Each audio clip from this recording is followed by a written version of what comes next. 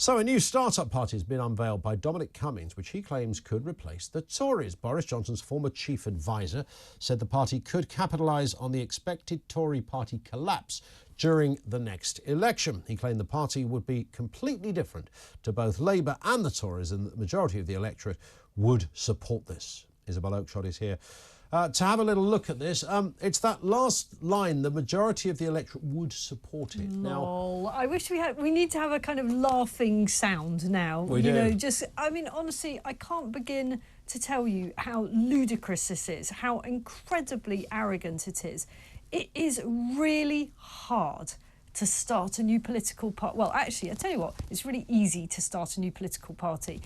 What's difficult is getting your political party to actually get anywhere. Yeah. And, you know, you look at the list of political parties that theoretically exist. I was talking to our colleague Alex Phillips about this earlier, there's over 300 of all sorts of weird and wacky parties. Yeah. You know, the kind of, there's probably a Savian Collins party. I think there is a somewhere. Support Isabel Oakeshott party. There is an Elvis is Alive party. It is extraordinarily challenging in a first-past-the-post system. And even if you weren't in a first-past-the-post system, to set up and make work a political party, to make it have impact, it takes years to build brand recognition. And I think Dominic Cummings, unusually for him, is being extremely naive, because he is a smart guy, but I don't think he's ever done anything like this before. It's not like running Vote Leave, which is what he did, where you've got a single issue and a deadline. It's not like that. That's the bit that surprised me, the naivety, because he's not normally naive. He's a man obsessed with data. He loves a graph, he loves a spreadsheet, he loves the kind of sort of freakonomics of the way our world works, and how, you know, if you did this and subtracted that and factored in X, then surely this will happen. He hasn't crunched the numbers on this one, though, has he? So there are so many bewildering things about this intervention by Dominic Cummings. First of all, there is a party that does exactly what he is proposing. It's called Reform UK, and I will, of course, declare an interest. It's run by my partner. And it has been plugging away at these issues, largely unsung and, you know, quite often unnoticed for several years. I've been there since the start of the building of the Reform UK party. It is now polling third largest party in Britain, according to the polls. Of course, we have no seats, but it is ahead of the Lib Dems in the polls. But that hasn't come out of nowhere. Yeah. That is a result of a long, hard, lonely and very expensive trudge. And when I say expensive, the Reform Party in donations has only had about a million, little over a million over the last year, whereas compared to Labour and the Conservatives, they're both in the high 30 million, so nearly 40 million each of those. So Reform has achieved an awful lot with very, very little money. On a shoestring, it's literally most of the time around the kitchen table. Yeah. That's how it is. I would like to know from Dominic Cummings who's going to work for his party, who is going to make this thing happen, because it's all very well sitting in his armchair in Islington or wherever it is he lives, saying, oh, well, I think we need a new party. First of all, what's wrong with the one we've got? Is he got some personal animosity to Nigel Farage? Because it certainly feels like that. And secondly, if he's serious about this, who is going to be paying for it? Where are his big donors? Because even though there are many, many people with a lot of money, deep pockets in this country, they recognise they're rich for a reason. These people aren't stupid. They recognise that actually giving money to a small, growing, even if growing party in a first-past-the-post system is pretty thankless. Yeah, and also, as you rightly touched on, I'm assuming this, but I don't think I'm far off, the kind of things that Cummings would want to introduce, or what he thinks are lacking in the Conservative Party, as you rightly say, are already up and running in a Reform UK manifesto. I think this is pure, it's a pure bile against Nigel Farage, who is not the leader of Reform UK in any case at the moment, and maybe he one day will come back, but that's for the future if he decides to do that. We've all been teased for a very long time about that, haven't we? I think this is personal, because his agenda is exactly what Reform UK has set out. So why doesn't he get on board? Not that I'm sure that perhaps the Reform leadership would be welcoming him with open arms, but why doesn't he get on board with the existing entity that has been slogging away for several years to actually get where it is now, in with a realistic prospect of potentially getting some seats and positioning itself to do exactly what he says is going to be needed, which is replace the Conservatives after the next election. Or has he been cleverer than the likes of you and I can even imagine, Isabel? No. Could it be that he's thought... Well, one very cynical thought that went through my head is, you mentioned that these very rich donors are not stupid, which is true. But he only needs one that might go, yeah, I'm with you, Dom, on this. You know, here's 5 mil.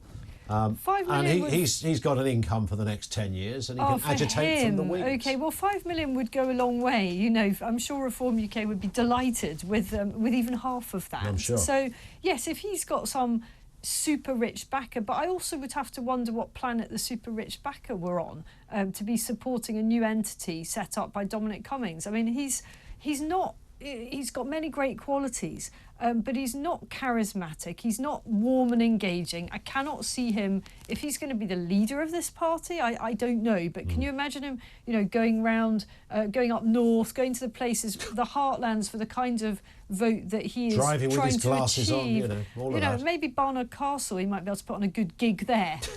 But I'm struggling. That's where he'd launch the manifesto. I'm struggling to see him pulling in the crowds, aren't you? Yeah, completely. I just wonder also whether he likes it or not. You know, some people become damaged goods, don't they? Even if they will mount the most understandable defence, and sometimes that defence is correct, but perception is often greater than reality. And you know, I'm not sure whether. You know, I think if Dominic Cummings went to Reform, I would imagine, or asked to go to Reform, you know, I think Richard Tice would probably have to have a big conversation with himself. There's no... Look, I'm going to just speak way out of turn here. I'm going to stick my neck out and say I cannot see the leadership of the Reform Party accepting Dominic Cummings into the fold. So maybe that's why he's having this whole little, you know, throwing his toys out of the pram and saying he's going to set up something that does exactly the same, only it's run by Dominic Cummings. He's obviously been at pains to say that he wouldn't have Nigel Farage in his little party.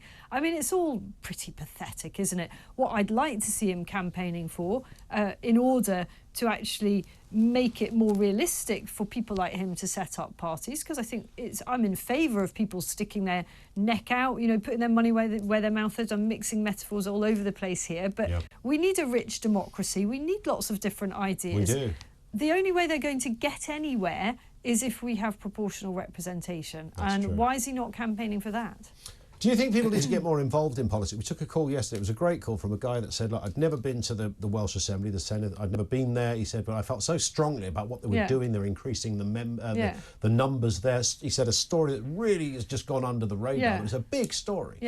A big story in Wales, big story for democracy. So he went and sat in the public gallery and watched it all happen. And did he feel inspired? He felt incensed, but I think he felt inspired that he'd bothered to do it. And I told you the story once of a guy when John Major was Prime Minister and he was a constituent and happened to develop this kind of, at the constituency surgery. Obviously, as the Prime Minister, you're not always there, but on this occasion, Major was.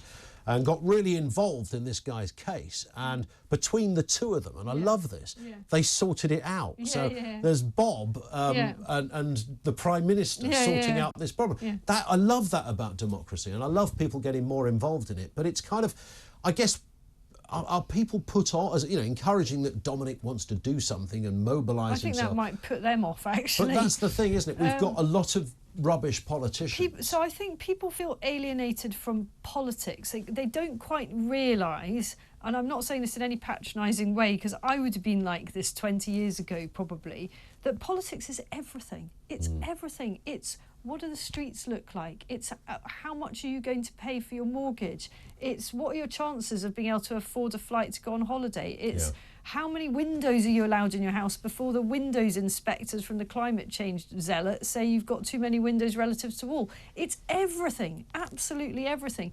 And in some ways, what they read of it, they think is all about the personalities, you know, as if it's the football team, you know, the who's up, who's down, which league is in the ascendancy, who's going to drop out of the bottom, who's going to be, they're failing. When actually that, in a sense, that's just what the shop window, as it were. Yeah, what's behind that, the actual game, what are they playing about, are things that matter to us all.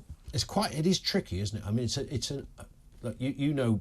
Relegated is the word I was looking for. Relegated. I don't watch enough football. But when I look at, Tories are about to be relegated. You know, I spent some time on the patch at Westminster in the press gallery there. You were there for, and continue to do so, much longer, with huge experience in this area. And I look at MPs, and you will know this, Isabel, when you see a good MP, whether they're Tory, whatever they happen to be, a good they're worth their weight in gold, these guys. You know, they work all day. They are. They work all weekend. They never have a day off. They're often the ones that no one talks about. Do you remember David Amos, for example? David Amos, good You know, there example. are certain MPs who love being constituency MPs. Yeah. They love all the housing stuff, the little things, which they might be regarded as trivial or demeaning by their colleagues, but they really love fixing stuff. They make a difference to somebody's life, don't Absolutely they do. And then there are those who come into the Commons and feel that after they've got into the Palace of Westminster and they see that shining greasy pole, they think that stuff becomes a little beneath them, and they do it rather on sufferance. But who would want that job? I mean, the more I think about it, the more I've interviewed these people and met these people and got to know quite a few of them, I just think, why do you want that job? Here's the thing. I've got not one but two people close to me who want that job. There's Richard Tice, a leader of the Reform Party, who wants to be an MP. And on the other side, I've got my own sister who wants to be a Labour MP. So, you know, I don't want to be an MP. People often ask me, well, if they're both doing it, would you want to do it? No, thank you. I actually think you can make a lot of difference. I'm not saying I can, but those who are passionate about the issues can make a lot of difference from the outside. You don't have to be a politician in order to change things. Do you think, is it ego that drives them? I remember being at a function, I think I can probably say which Home Secretary it was. It was Sajid Javid. I was at a function, I had to greet him at this function, and of course he turns up, and what I always find, you know, a Home Secretary obviously carries quite a lot of security with them. And what I find fascinating about the security thing, you know, if he was going to the woods, the security people would have boots and balaclavas on, but because it was a dinner jacket affair, all the security all wearing the same. were all wearing the same. But it really fitted the sort of scene. So Sajid Javid comes in, flanked by 16 huge all in DJs, guys. And I clocked it, and he saw me clock it. It was just the way and he liked it. No, but he said to me, he said, "This does get tiring." And I thought, I can imagine. Look, I don't think most of them do it for ego. I'm sure there's everybody I know that does it has a bit of an ego. I'd still like to believe that most of them are in it for the right reasons. They may be very misguided and have the wrong solutions, but I don't think you really go into it. Not in this country. In America, it's different. There's a load of money attached to it, isn't there? And there's all sorts of, privilege that you can effectively gain from being a politician. Here, you know, you're not paid hugely well. You get bashed about the whole time. It's actually physically dangerous, you know, as we unfortunately know only too well. They are very exposed, and I think it's a pretty wretched job. Well, I was looking at Kier Starmer today. I mean, you know, that takes sort of narcissism into a whole different territory for me when I look at what I believe are his motivations for wanting power. Possibly not that different to many of his predecessors.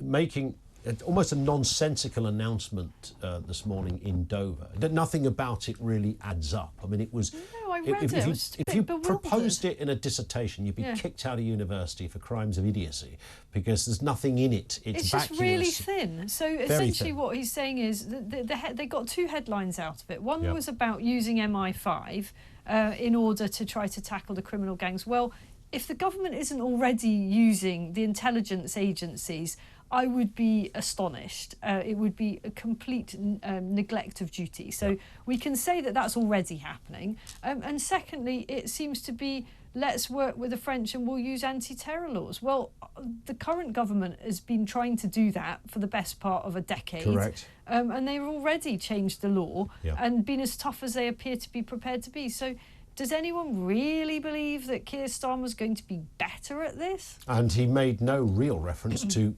stopping the boats, which I think the whole thing about tackling the criminal gangs is it's such a cop-out, really. It's a coward's solution to it all. It's not a real solution. It's a coward's way of trying to sound tough and actually it not being backed up by any substance, because we can all agree that the people who are orchestrating this stuff are vile and terrible and evil, and nobody gets upset if we all go along that route. But as I heard a caller on Talk earlier today point out, those who get in the boats have a lot more agency than that gives them credit for. You know, these are people who have crossed continents in some cases, and they've got themselves all the way to France without any people smugglers putting them in a boat. So I think we've got to recognise this is a market, and if your way of disrupting that is simply a kind of whack-a-mole, you're going to be getting very tired whacking moles, because those moles are not going to go underground and die down there. They're just going to keep burrowing up again. Le mole is everywhere. There it is. Isabel, thank you. Isabel Oakeshott with us here on Talk.